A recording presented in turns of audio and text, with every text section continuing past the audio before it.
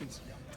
Good to be back out here after a day off. Obviously, with the new legislation and kind of the way that we've spaced camp out, our players had yesterday off, and just a chance for them to, rest and recover, and get back at it this morning with meetings and walkthroughs, and obviously today's practice. This week will set up similar to a game week in a lot of regards. We got some really good work in today. Tomorrow, Wednesday, we'll amp it up and be physical practices, and then kind of bring them back down Thursday and get ready for the weekend and compete again Saturday. So again, good energy today, real competitive. We had some red zone work and some third down work that got real competitive at the end, so it was good to see. Will Saturday be more of a scrimmage type There'll be deal? some of that involved, yeah. So like just set it on a yard line and say get as far as you can? Yeah. What's it like having Nick Aliotti out here, for the second or third time? Oh, yeah, I think he's works for the Pac-12, so he goes and visits a lot of places, yeah.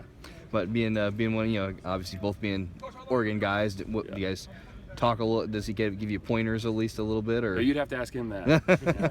He's given me a lot of pointers along the way. He's played for him as a player, and then he's an excellent coach and really just a great person. So it's great to have him out here and be around. At the end of last week, some of the players were talking about it's easy to get up early in camp, but the question is, can you sustain that? Have you sensed that in them coming back? Yeah, I mean, that's always the challenge. Can you focus and bring that energy every single day? It's an easy concept. It's hard to do. And they did a great job today, and we're going to continue to challenge them that way. I think it's, for a lot of people, when it's new and the beginning of something, it's always a little easier to get ready and have that kind of that passion for practice, but can you sustain it? And that's really what separates people, and whether it's football or whatever you do. You said that you want the players to be free to be themselves, to express themselves, to have their own personality. Gerald has certainly had his own very distinct personality. Is he still able to kind of be as high energy, even though he's got the bum knee there out there? Gerald Alexander? Yeah, absolutely. That's who he is, and known Gerald for a long time. Coached him years ago, and he brings a ton to our team and our defensive backs, and I know they enjoy playing for him, and they're learning a lot. And he's a really, really good teacher, so it's not just the energy that you see. He's the classroom work and the walkthroughs. He's really, really good. So I'm glad to have him. I know they enjoy, playing for a guy like that. Coach, with your defensive background, now, do you find yourself tending to, at practice, find your eyes looking more at the defensive side of the ball, or not necessarily. I mean, obviously, kind of the background. I'm looking more structurally at some of those things. I mean, we've got great coaches on that side of the ball. Tim DeRuiter and Az and GA and Tony Tuioti, those guys are big-time coaches, and I'm obviously have a little more, more involved on that side, just naturally. But it's fun to be over with the offense and kind of talk to them, and Bo is a heck of a offensive coordinator, and obviously with Tui and Greatwood and Nick Edwards and Charlie and all those guys, ton of football knowledge there, and it's just good to offer up some things that I know gives the defenses issues, whether it's our defense or other people, and so that's really my role. But it's fun to be able to go back and forth. I root for both sides.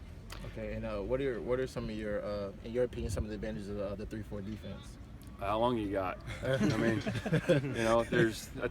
that's a broad question, and there's a lot of reasons, run game and pass game, why we think it fits our players. We think it's best way to defend some of the offenses you see these days, and so that's why we do it. But it'd be a long discussion.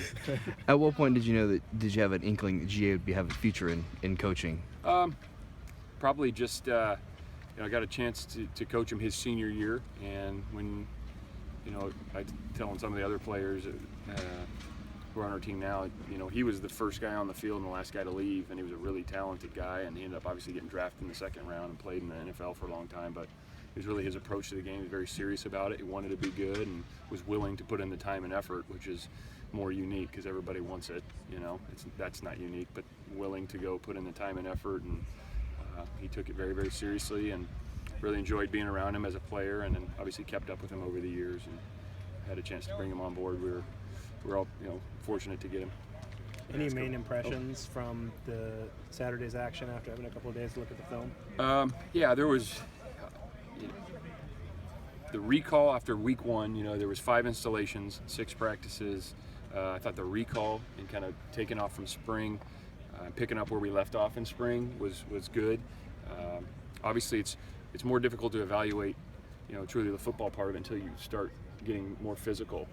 They've done a really good job on the walkthroughs and knowing what to do. We're still not where we need to be there, but we've done a good job of that, I think, in terms of picking up the schematics and the language and the calls and that. Now it's execution, and that's a physical.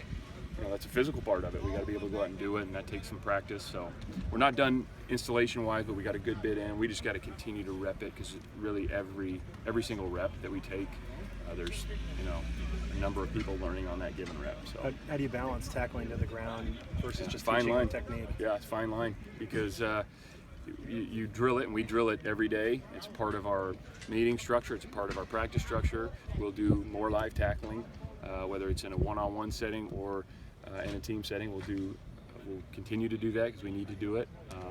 So it wasn't by any means where we needed to be, but I think they're understanding what we're teaching them, and that's encouraging.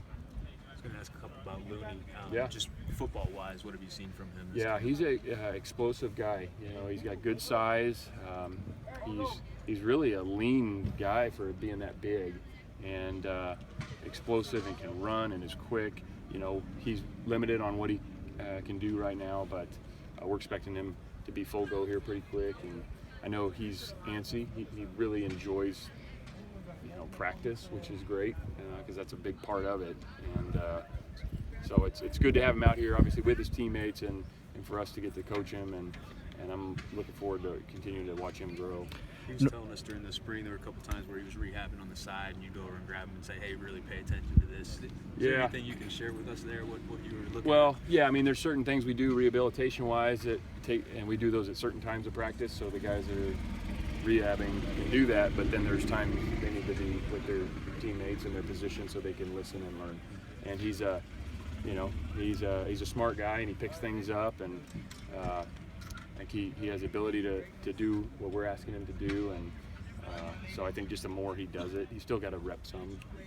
It's not like you can just sit there and look at it on video and walk through it and all of a sudden go do it well. You have to practice it. With us, at least, he has the big hair and the big personality, Yeah. But he also convinced us he's got kind of a quiet, serious side. Have you seen any of that? Yeah, I mean, I think when he's out here, it's not, it's about getting the work in and practice, and he's a kind of a outgoing, fun-loving guy, and he shows that side of himself around, which is great. But when we're out here and it's time to go, he works at it. So North Angle said that you guys had a conversation where you said, hey, if you get a call in September and an NFL team says we need you to snap, get out of here, go. Can you tell when did that conversation happen, and how did it sort of start? Date? I mean, I don't know, well, I mean, just it was earlier in summer. like late July, or When would that have been? Jeez, you're putting me on the spot. I don't really have a lot of conversations. We did have that conversation. I couldn't tell you the date. okay. Yeah. So he's glad to have Brad, and he's want nothing but good things for him. He's not a lot of people have that opportunity. So. It's all good. Thanks, Coach.